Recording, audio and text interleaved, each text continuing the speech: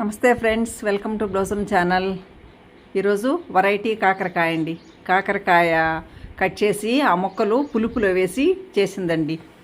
పులుసు plus fry రెండు ఇలా వస్తుంది. సో ఎలా చేయాలో చూద్దాం. ఒక 3 కాకరకాయలు తీసుకున్నానండి. వాటిని బాగా పీల్ చేసేసాను. ఎందుకంటే మందులు అవన్నీ కొడతారు కాబట్టి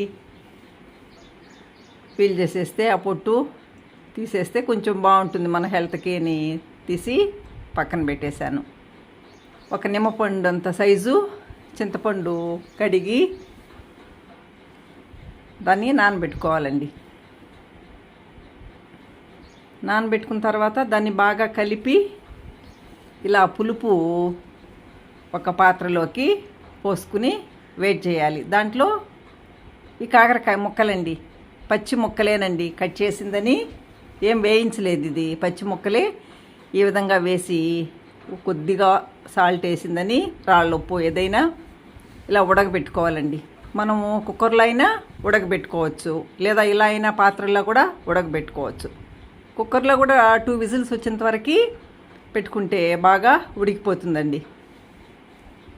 చూడండి, ముక్కలంతా బాగా ఉడికిపోయింది. ఈ విధంగా వీటిని పక్కకి తీసి పెట్టుకోవాలి. తర్వాత పెనం పెట్టుకుని ఆయిల్ వేసుకోవాలండి. ఆయిల్ వేడిన తర్వాత పోపు అంతా పెట్టుకోవాలి. మనం ఈ విధంగా కాకరకాయ చేసామనుకోండి, పులుసు ప్లస్ ఫ్రై 2 వస్తుందండి.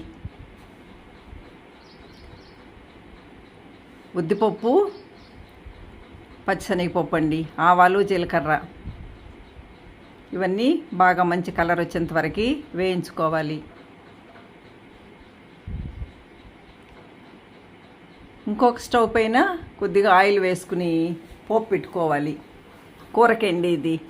2 పక్కల 2 స్టవ్ల పైన ఇలా చేసేస్తే ఫాస్ట్గా అవుతుందండి. స్కూల్కి, ఆఫీసులకి వెళ్ళే వాళ్ళకి ఈజీగా ఉంటుందని ఇలా చేస్తానండి నేను.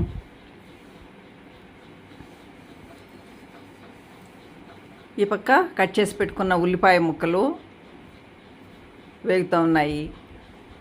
దీనిలో మనము ఆవాలు, జీలకర్ర వేసి కరివేపాకు వేసి ఆ పులుపు పక్కన పెట్టుకున్నాం కదండి, దాన్ని వేసిందని కాగనివ్వాలి. ఈ ఉల్లిపాయలు కొద్దిగా వేగిన తర్వాత దీనిలో దంచి పెట్టుకున్న వెల్లుల్లి వేసుకోవాలి.